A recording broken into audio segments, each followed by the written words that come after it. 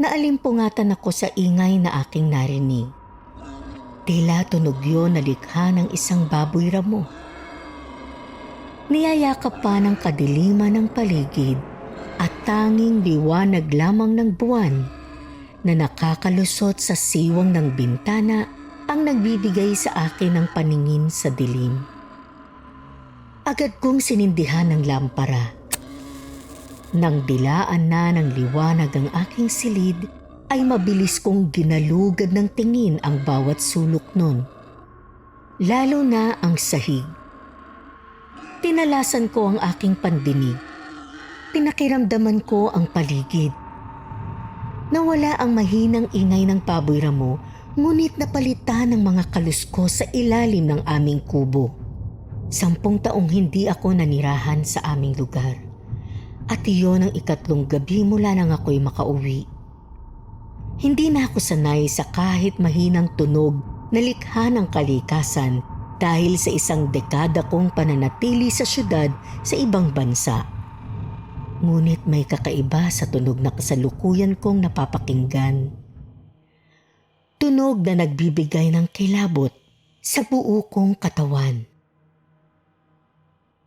Sa takot ay agad kong tinungo ang aking aparador kung saan naroon ang isang punyal na likha sa tanso. Ang sandatang ibinigay sa akin ni Itay ilang taon bago ko lisanin ang aming lugar. Ang isa sa kanyang mga alaala. At mabilis ay nagbalik ako sa aking papag. Mahigpit kong hawak ang punyal. Kailangan kong ihanda ang aking sarili. Dahil nararamdaman kong hindi tao o hayop ang nasa ilalim ng aming kubo, kundi isang aswang. Kasabay ng kaluskos ay nagsimula kong muling marinig ang tila ungol ng isang baboy ramo. At ang pag-ungol ay naging bulong. Lorinda.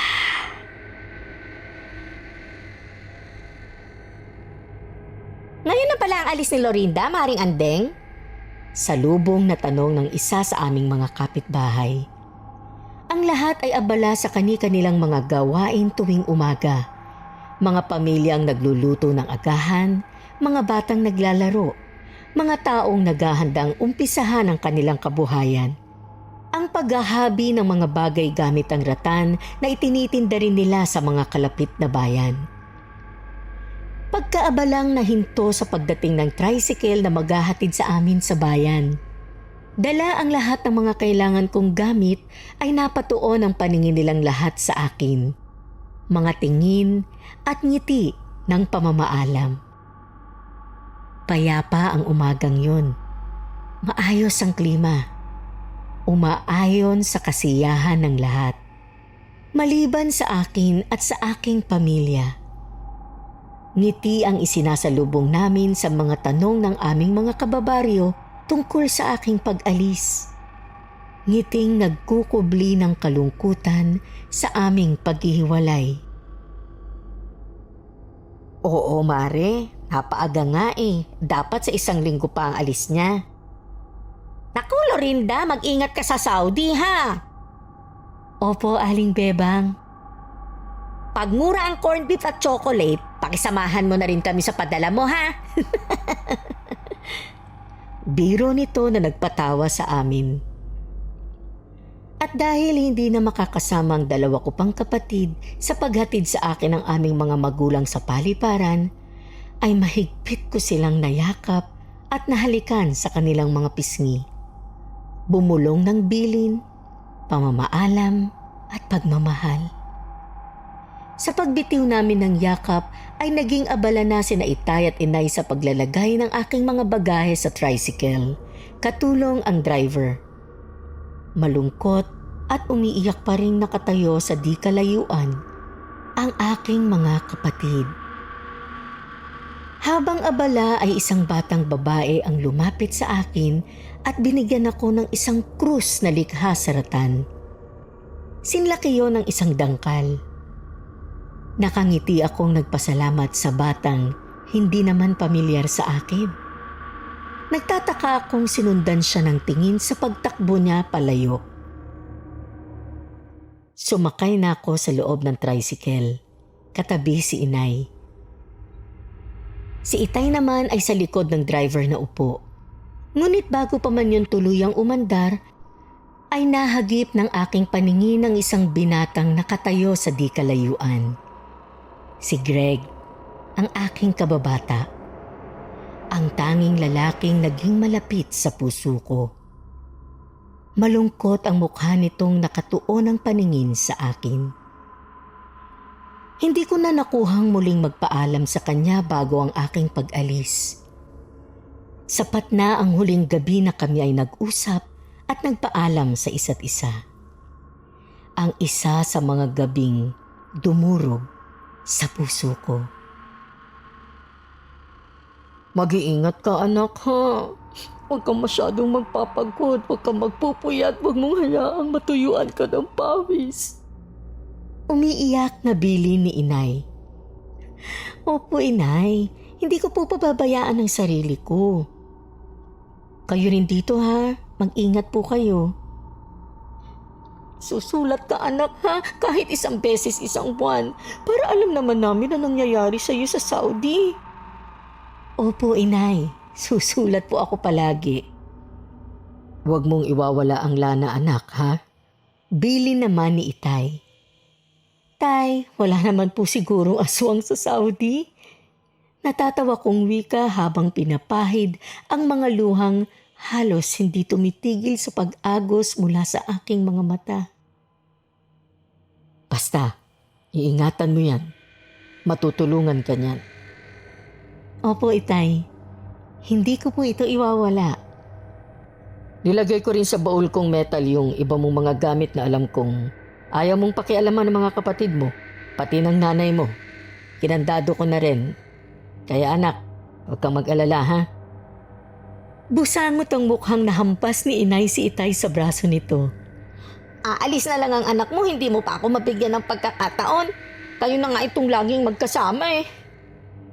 Natawa na lamang si itay. Ngiti naman ang naging tugon ko. Tama si inay. Mas malapit kami ni itay sa isa't isa dahil mas madalas ay kami ang magkasama. Bilang panganay, ako na ang isinasama ni itay sa pangangahoy at pangingisda. Ako rin ang kasama niya sa bawat pagkukumpuning dapat gawin sa aming tahanan. 3 kaming anak ngunit lahat ay babae. At tinanggap ko na ang tungkulin na maging kuya at ate sa pamilya. Ilang minuto pa'y nagpaalam na ako sa aking mga magulang. Pumasok na ako sa loob ng paliparan at hindi na sila muling nilingon pa. Pinigilan kong makitang muli ang kanilang mga mukha na bakas pa rin ang kalungkutan. Madaragdagan lamang ang kalungkutan sa puso ko sa aking paglisan. Ayokong umalis. Ayoko silang iwan. Ngunit ito ang nararapat. May sakit sa puso si itay at kailangan ang tuloy-tuloy na pag-inom ng gamot. Dalaga na rin ang sumunod kong kapatid na si Loretta at malapit nang magkolehiyo. Ipinangako ko sa kanya na tutulungan ko siyang makapagtapos. Bagay na hindi nangyari sa akin. Ito ang mga bagay na hindi mapupunan kung hindi ako mangingibang bansa. Malaking halaga ang kailangan ng aming pamilya na hindi ko makukuha sa pagbabanat ng buto sa aming lugar. Gagawin ko ang lahat para sa kanila. Sa isang factory ang aking naging trabaho. Mananahi kami ng mga bulto-bultong damit at minsan tagalinis ng mga hindi maayos na pagkakatahi upang masiguro ang kalidad. Libre ang accommodation at pagkain kaya naman pakiramdam ko'y sinwerte ako sa aking napasukan. At dahil halos wala na akong gastos, malaki ang naipapadala ko kina itay. Nagtatabi lamang ako ng ilang porsyento upang makapag-ipon. Katulad ng pangako, hindi ako nakakalimot magpadala ng sulat sa loob ng 1 buwan. Minsan pa nga'y 2 ang aking naipapadala. Ang lahat ng nangyayari sa pagtatrabaho ko sa bansang yon ay ikinukwento ko sa kanila. Masaya rin akong natatanggap ang kanilang mga sagot at nalalaman ang kanilang kalagayan. Napapanatag ang loob ko sa tuwing nalalamang malusog silang lahat. Regular na nakakainom ng gamot si Itay at nag-aaral ng mabuti ang aking dalawang kapatid.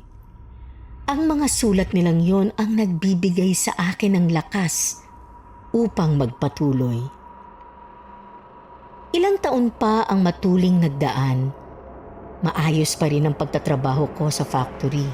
Regular pa rin akong nakakapagpadala sa aking pamilya. Hindi man sila nakakaipon upang maipaayos ang bahay, sapat na sa amin na maayos ang kanilang kalagayan. Nasa kolehiyo na si Loretta at kasalukuyang nag-aaral sa Maynila. Doon napupunta ang aking padala bukod pa sa mga gamot at check-up ni Itay. Malaki man ang gastos ay panatag akong malaman na maayos ang kanilang kalagayan. Lumalaki na rin ang perang aking naitatabi. Ilang taon pang pag-iipon, uuwi na rin ako sa amin. Ipapagawa ko ang aming bahay at magsisimula ng negosyo. Ilang taon pang pagtitiis na hindi sila kapiling. Ngunit nag-umpisa akong matuldukan ng kapanatagan nang maging madalang ang mga sagot nila sa aking mga sulat.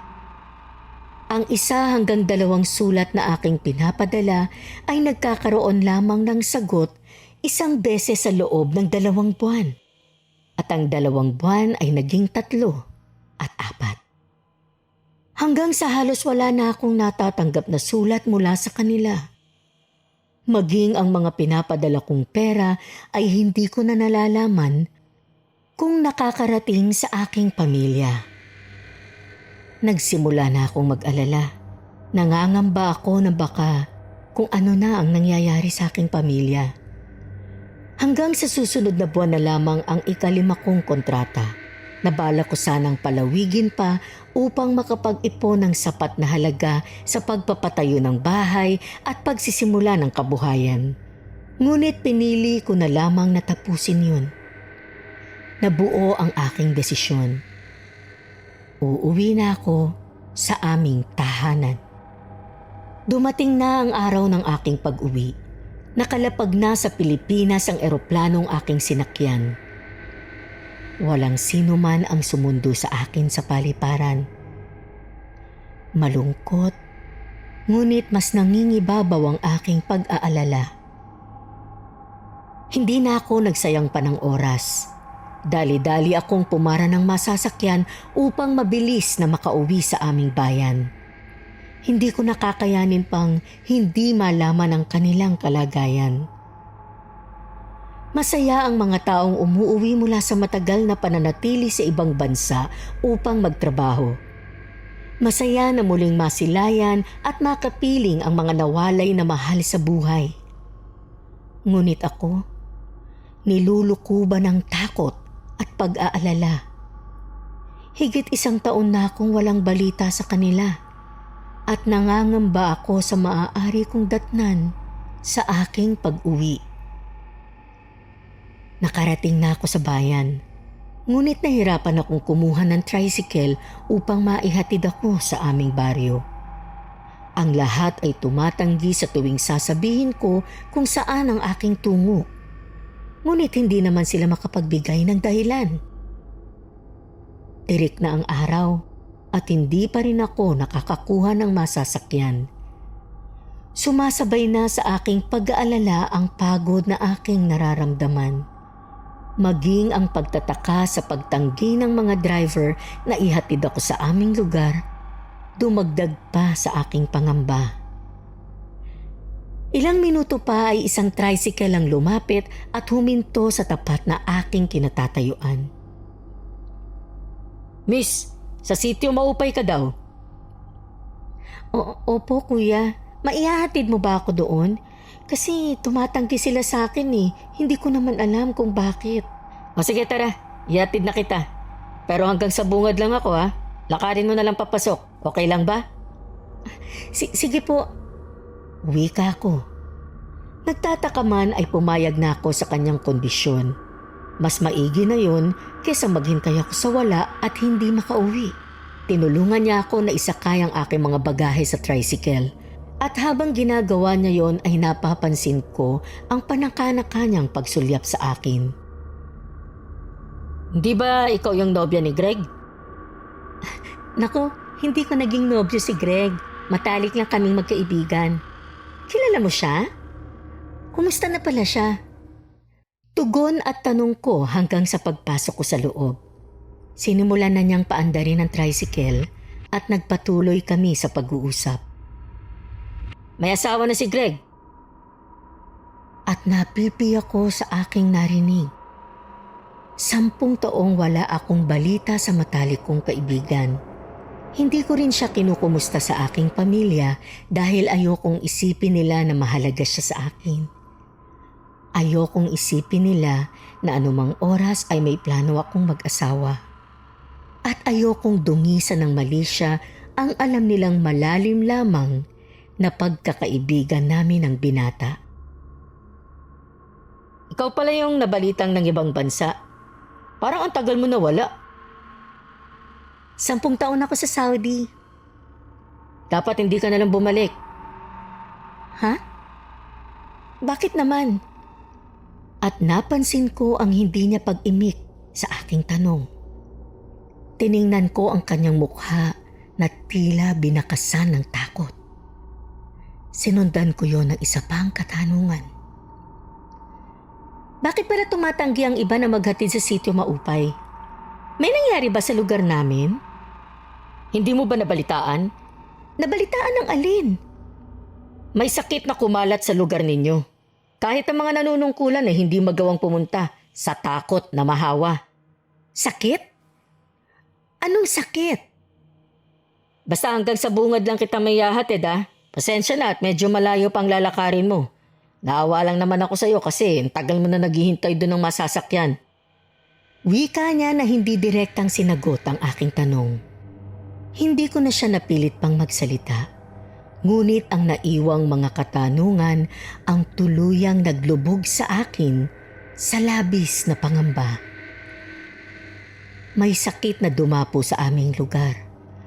Naisip kong maari kong makuha ang kung anumang karamdamang yun, ngunit mas nangingibabaw sa akin ang pag-aalala sa kalagayan ng aking pamilya. Ilang minuto pa ay inihinto na niya ang tricycle. Malayo pa ang aking lalakarin mula roon, ngunit wala na akong magagawa pa.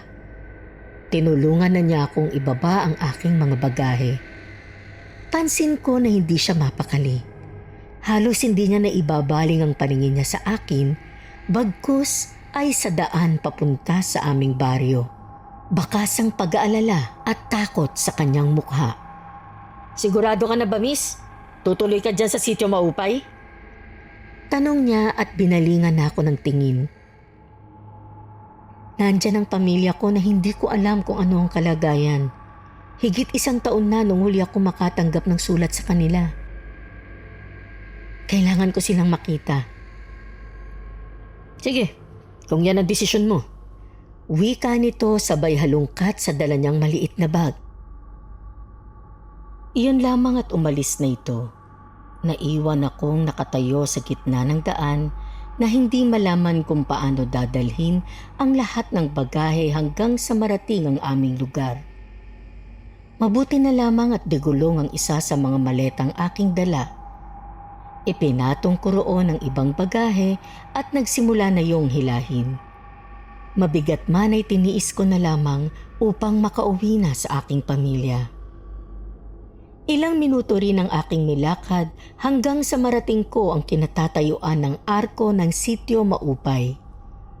Binabalutan na yon ng kalawang at napaikutan na ng mga halaman. Ang laging malinis at maayos na arko, ngayon ay tila ilang taon nang napabayaan. Sa aking paglakad papasok, wala akong nadatnan na tao sa labas.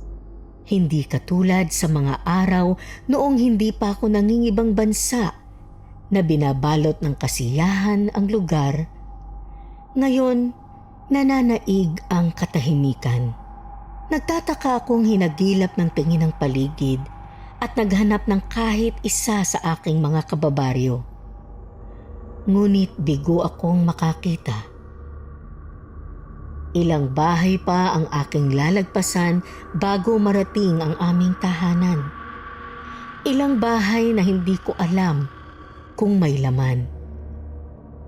At sa patuloy na paglalakad, isang batang babae ang napansin kong nakatayo sa hindi kalayuan. Sa likod ng mataas na talahiban, may mahaba siyang buhok na sa tingin ko'y aabot hanggang sa likod ng kanyang tuhod.